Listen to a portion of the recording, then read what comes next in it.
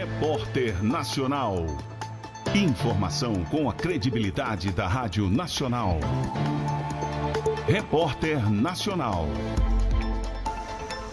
Olá, muito bom dia! São 7h30 aqui em Brasília.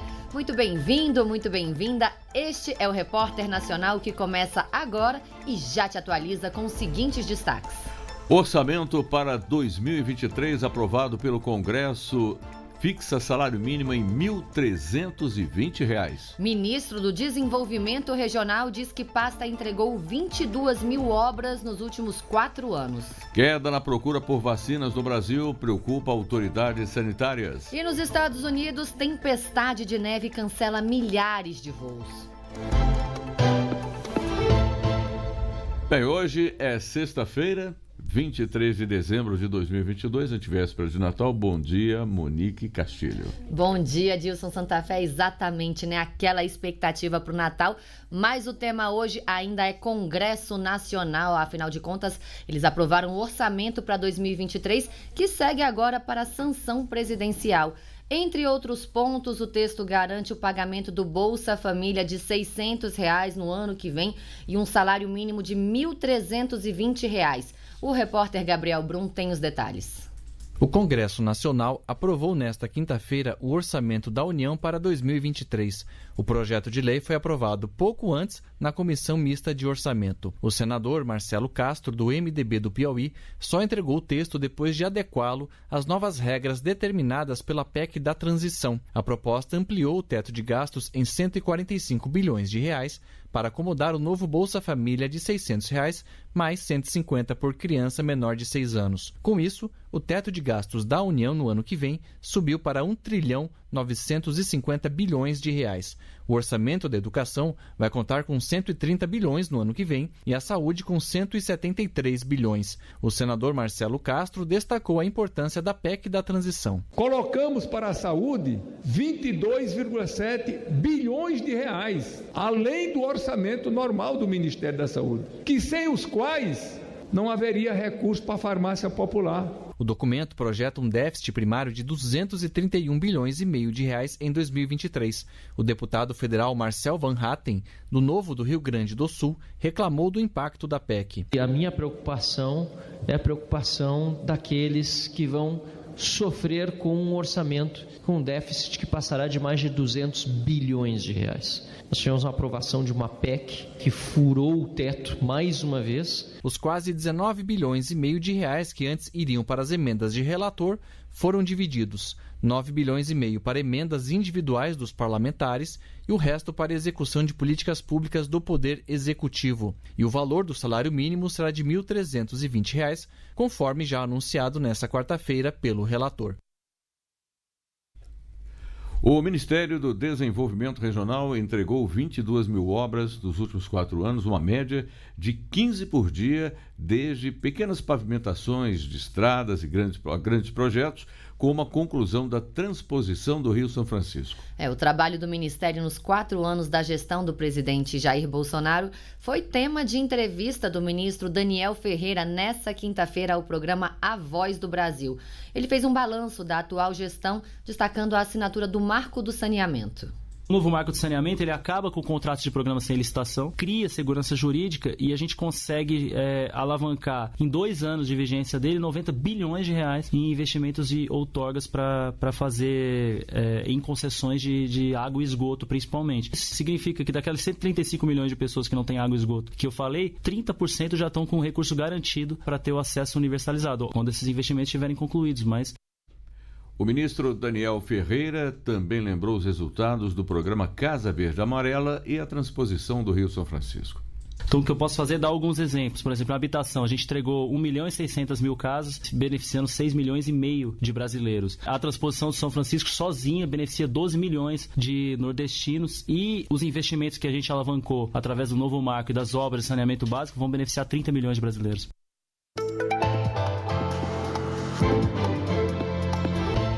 O nosso assunto com o cientista político Ricardo Caldas de hoje é a guerra entre a Rússia e a Ucrânia. O conflito entrou no 10º mês. Antes mesmo do início, foram feitas várias reuniões para tentar evitar a guerra.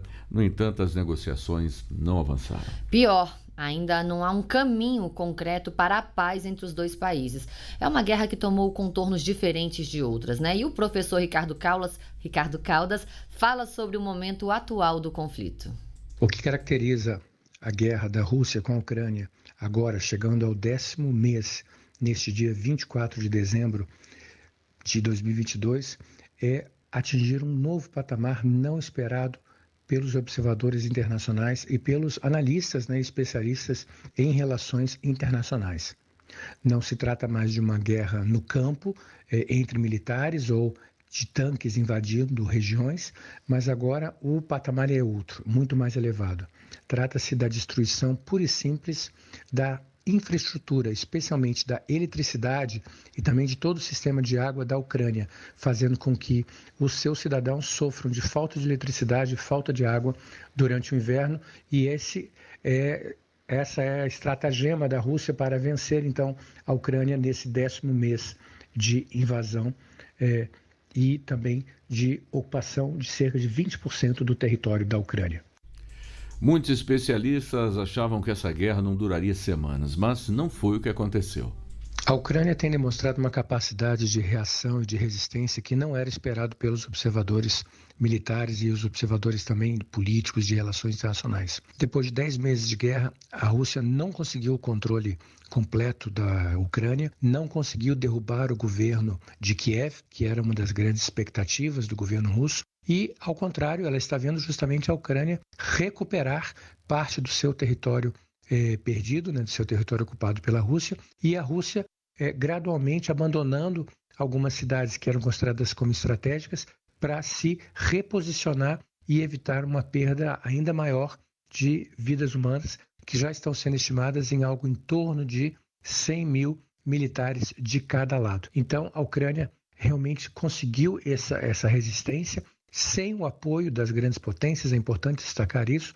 O apoio dos Estados Unidos e da própria OTAN foi muito limitado, mas mesmo assim a Ucrânia está surpreendendo o mundo todo na sua capacidade de resistência à invasão da Rússia em fevereiro deste ano. Os dois países estão irredutíveis, mas afinal ainda há uma possibilidade de paz?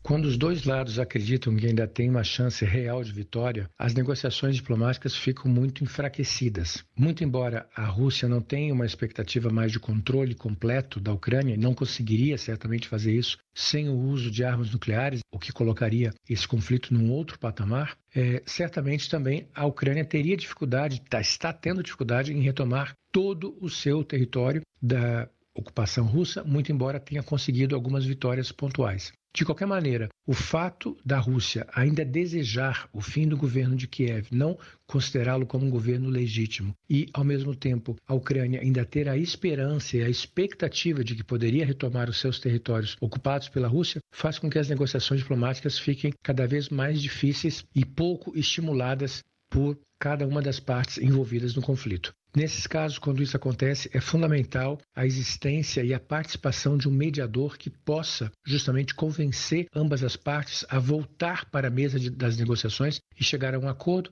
que, se não será um acordo brilhante ou perfeito, será pelo menos um acordo possível para evitar mais perdas de vidas humanas, como nós temos visto. Quem tem desempenhado esse papel com algum sucesso até agora, com sucesso parcial, tem sido a Turquia. E se a Turquia voltar a exercer esse papel, talvez exista uma possibilidade real de que as duas partes voltem às mesas de negociações e, quem sabe, tenhamos um cessar-fogo em 2023. E da Ucrânia, que sofre com a falta de energia em pleno inverno, vamos voltar para o nosso hemisfério sul, que comemora a chegada do verão. Nessa estação os dias ficam mais longos e mais quentes, o que favorece a produção de energia solar, diminuindo os gastos com a conta de luz em residências e indústrias. E essa tecnologia vem crescendo no Brasil, por ser mais barata e fonte de energia limpa. Quem traz os detalhes para a gente é Beatriz Albuquerque.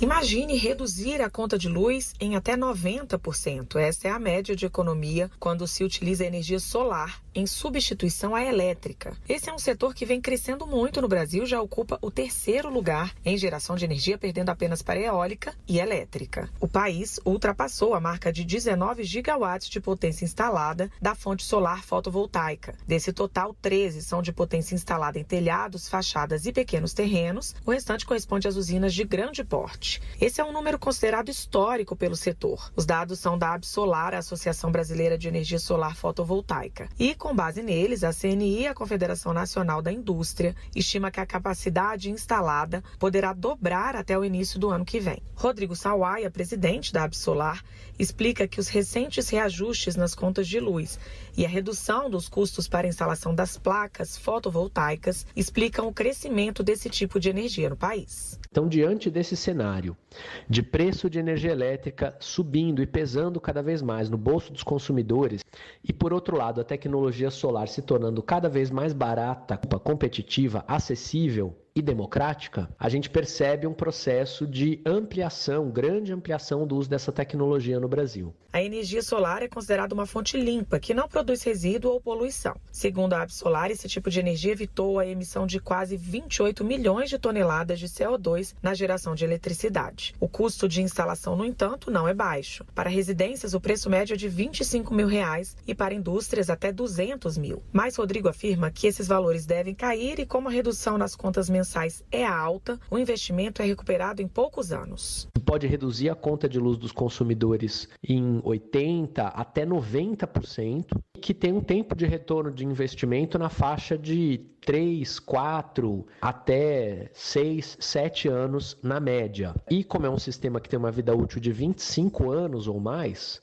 ele é um sistema, portanto, muito positivo. É um investimento que vale a pena para o consumidor. Desde 2012, de acordo com dados da Absolar, a energia solar garantiu 10 bilhões de reais em novos investimentos no Brasil, além de 640 mil empregos, com uma arrecadação aos cofres públicos de quase 40 bilhões de reais. Da Rádio Nacional em Brasília, Beatriz Albuquerque. Repórter Nacional. Fim de semana do Natal, as famílias prontas para aquela tão sonhada viagem de férias e os aeroportos, como estão? Bem, nesse período de 6 às 8, estão em um ritmo lento por causa da greve dos aeronautas. Então vamos saber aí com Dimas Soldi como está o movimento nesta sexta-feira, que antecede o Natal. Bom dia para você, Dimas. Por enquanto aí o tempo parece que está bonito, em céu bem azul, como é? Bom dia para você, bom dia para todo mundo. O céu mudou mesmo aqui em São Paulo, estava chovendo esses dias, bastante frio. Agora o sol brilha forte por aqui. E olha, muita gente vai aproveitar para viajar e de avião. Os aeroportos da Infraero, que inclui, por exemplo, Santos Dumont, no Rio de Janeiro, e o aeroporto de Congonhas, aqui em São Paulo, vão receber 2,5 milhões de passageiros nesse período de feriadão aqui. Um aumento de 45% com relação ao mesmo período do ano passado. No total, serão quase 19 mil pousos e decolagens nesses aeroportos da Infraero. O mais movimentado deles fica aqui em São Paulo, é o aeroporto de Congonhas, que vai receber 1.200.000 passageiros. A alta aqui vai ser de 52%. Agora, o aeroporto mais movimentado do país também fica aqui em São Paulo, é o Aeroporto Internacional de Guarulhos, que vai receber 2 milhões de passageiros nesse período. Mas quem viaja de avião precisa sim ficar atento, porque a greve não terminou, se estende agora pelo 5º dia e as paralisações elas acontecem das 6 às 8 horas da manhã e aí nesse horário pode ter sim atrasos e cancelamentos nos voos. Gilson, volto com você. Ok, muito obrigado pelas informações, Dimas. E aí a gente continua falando de viagens de avião, mas agora nos Estados Unidos. É que a tempestade de neve cancela milhares de voos e meteorologistas alertam para um ciclone bomba. Bom dia, Ana Carolina Pelis, que fala com a gente diretamente da Rádio França Internacional. Que notícia para o Natal, hein? Pois é, uma péssima notícia para os americanos. E bom dia, antes de falar bom dia para os seus ouvintes e para você, Essa nevasca e os fortes ventos causados pela tempestade de inverno Elliott provocaram o cancelamento de mais de 5 mil voos nos Estados Unidos nas últimas horas e outros 24 mil foram adiados, segundo o rastreador FlightAware. A maioria dos cancelamentos aconteceu em aeroportos de Chicago e Denver. Ao menos 5 estados declararam estado de urgência: Oklahoma, Kentucky, Missouri, Geórgia e Carolina do Norte. O Serviço Nacional de Meteorologia dos Estados Unidos disse que temperaturas congelantes de menos 45 graus e menos 56 são possíveis até o final desta semana em algumas partes do país. O presidente americano Joe Biden disse à população que leve a sério a tempestade e fiquem atentos às advertências locais. Meteorologistas afirmam que Elliott pode se transformar no que se chamam de ciclone bomba, como você disse, que é o termo usado quando uma tempestade evolui rapidamente e ganha força, Monique. Ana Carolina, senti até o frio daqui quando você falou esse menos 56 graus. Mas mudando um pouquinho de assunto, vamos falar agora da Câmara do Conselho de Bruxelas, que prorrogou a prisão para a deputada Eva Kaili, acusada de corrupção envolvendo o Catar. É isso mesmo? É isso, a Justiça belga ordenou nesta quinta-feira que a ex-deputada grega Eva Kaili permaneceria em detenção provisória. Ela foi acusada em uma investigação de corrupção envolvendo o Catar, como você disse, que já lhe custou o cargo de vice-presidente do Parlamento Europeu. A Câmara do Conselho de Bruxelas, perante a qual a deputada socialista compareceu 11 dias após o início de sua detenção, que foi em 9 de dezembro, recusou o pedido de liberação sob pulseira eletrônica e prorrogou a prisão preventiva por mais um mês, de acordo com o Ministério Público Federal em comunicado. Os advogados de Kaili decidiram não apelar da decisão, de acordo com a promotoria. Assessores da ex-eurodeputada afirmam que Eva Kaili nega qualquer envolvimento no caso. Em 14 de dezembro, a Justiça belga já havia decidido manter na prisão Francesco Giorgi, companheiro da eurodeputada socialista, e o ex-eurodeputado Pier Antônio Panzeri, que também aparecem como figuras-chave no processo. Tá ótimo, então a gente continua acompanhando esse caso. Um ótimo dia para você, Ana Carolina. Para você também. Voltando ao Brasil, e o caso da ex-deputada Flor de Lis parece que ainda não acabou. Sim, o Ministério Público do Rio de Janeiro quer aumentar a pena da ex-deputada e também quer anular as absolvições de filhos da pastora. Quem está ao vivo com a gente e traz mais detalhes é Cláudia Boiunga, do Rio de Janeiro. Cláudia, bom dia para você. Bom dia, Dilson. Bom dia, Monique. Bom dia a todos.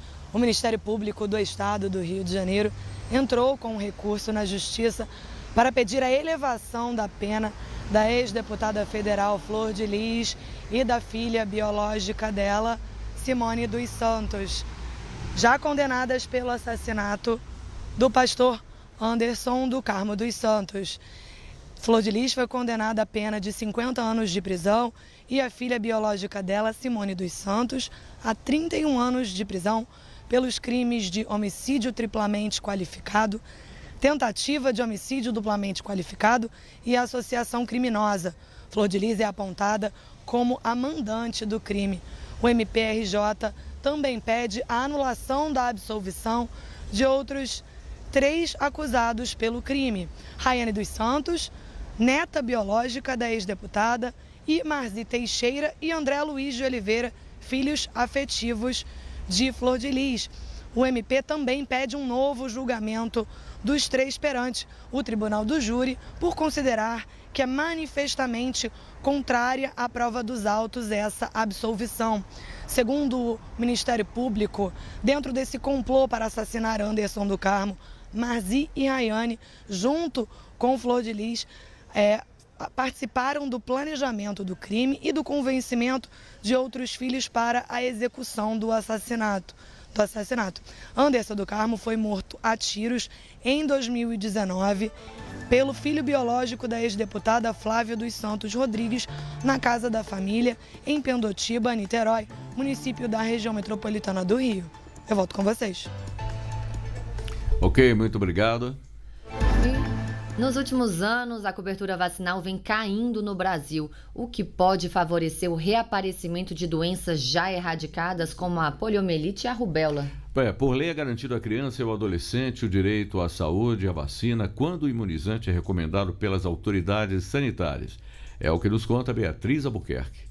O Brasil sempre foi um país com um dos melhores programas de imunizações do mundo, um exemplo para muitas nações. Mas nos últimos anos a taxa vacinal tem caído, o que fez com que doenças já erradicadas como sarampo e poliomielite voltassem a circular entre as crianças. A cobertura vacinal da população vem despencando e o Ministério da Saúde informa que em 2021, menos de 59% dos cidadãos foram imunizados. Em 2020, o índice era de 67% e em 2019 de 73%. O patamar aconselhado é de 95%. Mas será que os pais têm a opção de vacinar ou não os seus filhos? Segundo o entendimento do STF, quando os imunizantes forem recomendados pelas autoridades sanitárias do país, os responsáveis por crianças e adolescentes não podem sobrepor suas ideologias a respeito das vacinas ao bem-estar e o direito garantido pela Constituição de os pequenos ficarem protegidos. Iberê de Castro Dias, juiz assessor da Corregedoria Geral da Justiça de São Paulo, afirma que o Estado e os pais têm a obrigação legal de garantir que os menores sejam vacinados. O Supremo Tribunal Federal já decidiu que não cabe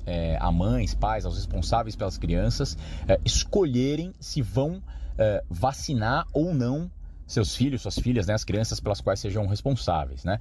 Nas hipóteses em que a autoridade sanitária recomendar a aplicação de determinada vacina a crianças ou adolescentes, essa vacinação passa a ser obrigatória. No caso de pais separados, quando houver divergência sobre o uso de algum imunizante, o caminho é buscar uma mediação judicial para solucionar a questão, como explica o juiz Iberê de Castro Dias. Então, nas hipóteses em que, por acaso, mãe e pai, ou mãe e mãe, ou pai e pai da criança divergem a respeito da vacinação, só por meio de uma demanda judicial essa questão vai ser solucionada, né?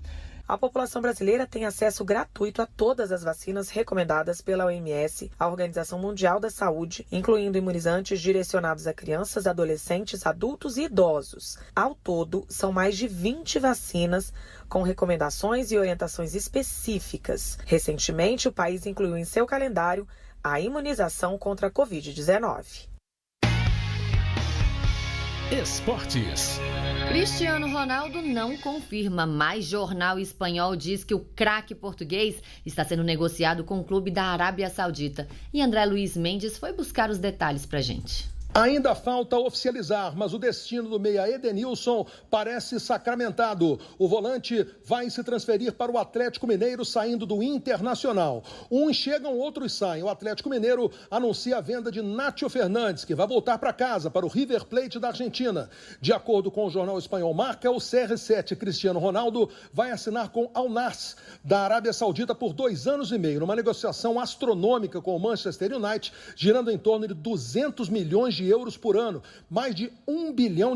Além disso, o craque poderia se tornar uma espécie de embaixador, um garoto propaganda para ajudar a Arábia a conseguir ser sede na Copa do Mundo de 2030, junto com o Egito e a Grécia. Cristiano Ronaldo já veio a público e não confirmou esta negociação. Depois de anunciar oficialmente a contratação do atacante Keno, de 33 anos, junto ao Atlético Mineiro até 2024, agora foi a vez do Clube das Laranjeiras anunciar a contratação por empréstimo do lateral esquerdo Jorge do Palmeiras, que teve poucas oportunidades na última temporada. Enquanto discute a renovação do contrato do atacante Dudu, o Palmeiras espera uma proposta pelo meia Danilo. 3 clubes estão na parada: o Arsenal da Inglaterra, o Mônaco da França e o Milan da Itália. E pensando na saída de Danilo, o Palmeiras recusou a proposta do Vasco para ter Gabriel Menino. Com a provável saída dele, Menino seria opção para vaga no meio-campo. O Grêmio oficializou propostas junto aos agentes do atacante uruguaio Luis Suárez. Seria o maior salário do clube, que conta com o apoio de alguns empresários na parceria para trazer o jogador, que já confirmou que gostaria de atuar no futebol brasileiro. Da Rádio Nacional, André Luiz Mendes. A TV Brasil, aqui da empresa Brasil de Comunicação, segue crescendo. Em Brasília já é a quarta emissora mais assistida, já alcançou mais de 1.800.000 telespectadores na capital federal. E aqui a gente encerra o nosso jornal de hoje. Com essa ótima notícia. Então, uma ótima sexta-feira, um Feliz Natal para você e muito obrigada pela companhia. Aproveite a sua sexta-feira. Feliz Natal. Até segunda. Tchau, tchau.